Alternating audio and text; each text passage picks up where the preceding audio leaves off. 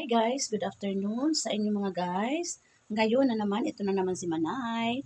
Magluluto or tawag dito, parang tofu o tokwa patty. Ito guys, ito yung ating tokwa. Hahatiin ko lang guys, ito, isang malaki siya eh. Ito, dudurugin ko siya guys, tapos igigisa ko yung ating sahog na konting giniling. Pero ito guys, i-grind ko ito. Yung parang blender o grinder, basta doon ko siya parang dudurugin yan itong ating bell pepper, carrots, sibuyas, at bawang. Ayan guys, lalagyan natin siya ng 3 itlog at itong dahon ng sibuyas. At saka ito, lalagyan ko siya ng flour at saka cornstarch. Mga tag-2 kutsara lang guys. Guys, yung ating toko.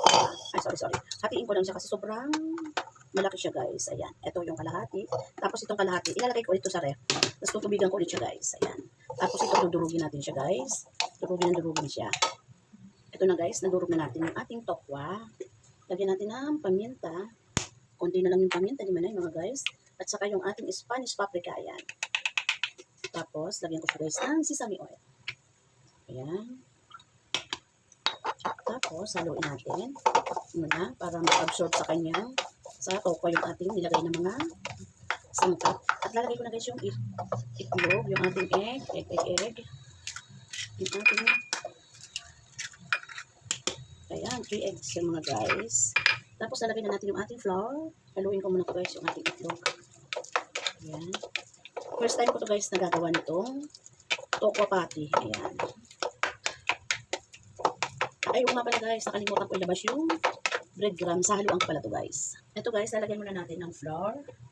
Tansya-tansya. Ito lang po. Ayan. Tapos ang ating cornstarch. Tansya lang mga guys.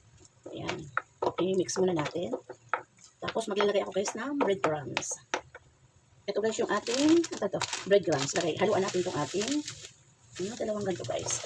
Haluan natin yung ating tawag dito. Yung ating tokwa patty. Tapos ano natin na pala guys yung ating punasan ko muna to. Gagrind ko na yung igigisa ko pa yung giniling bago ko dito ihalo. Para lutong-luto yung giniling guys. Ito na siya guys. Dito ko na siya i-grind yung ating sangkap sa ating nalaglag sa ating tawag dito.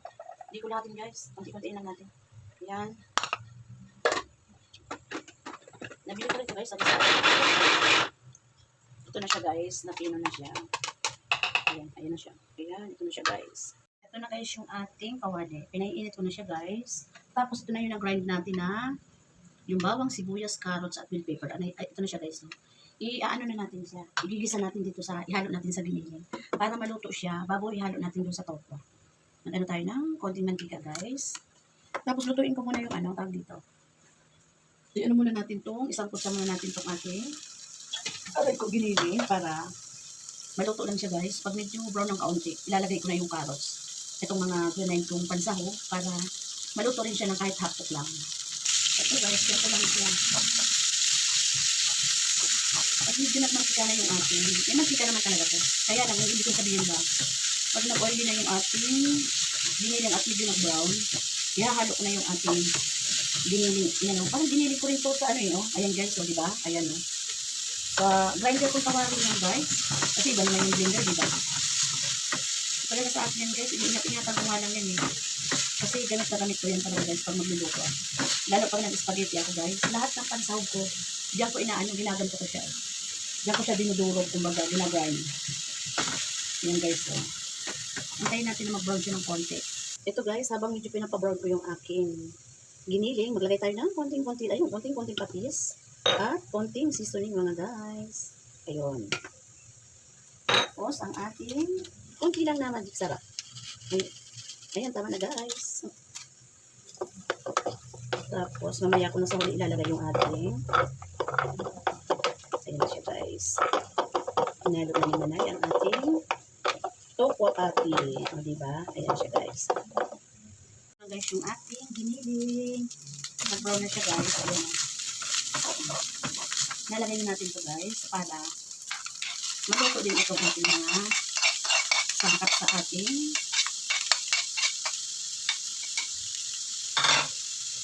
tokwa patty. O diba guys? Ayan. Kahit hotpot lang to guys. Importante dyan lutong-lutong yung giniling. Bago ko siya ihahalo sa ating tokwa patty. Ay, ang bango. Grabe. Alam nyo guys, masarap dito yung Pero sa lumpia wrapper, ito. Nakakasama yung ano siya, kasama yung ano, yung tokwa. Pag medyo ano na to guys, ilalagay ko na doon sa ating pasta. Ito guys, okay na siya. Ilalagay na natin. Halo na natin sa tokwa. Ito na siya guys. Ihahalo na natin dito. Ayan. Ayan siya. Ito na siya guys. Ihahalo na natin. Bango. Tapos sabay na natin yung dahon ng sibuyas. Ito na guys.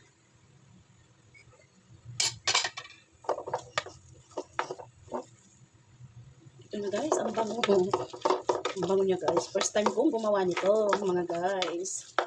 Ang bango. Dagdagan ko ng paminta guys. Ito guys. Dagdagan ko pamintang durog.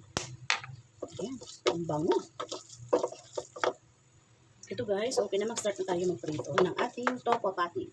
Guys, di ko na siya hinugasan. Pinunasan ko lang itong paper towel. Ayan. Ayan guys. Tapos, sindihan na natin yung ating kalan para uminit na yung ating kawali. Guys, lalagay na natin yung ating tawag dito. Yung ating tokwa patty. Ito na siya guys. Pag ganyan nalagay ni Manay, nipis-nipisan lang natin para hindi siya makapala. Ayan. Tapos pag naluto yan guys, ang isa dyan, tikman natin kung ano ang. Ayan. Guys, balik na natin. Ang bango niya guys, ang bango.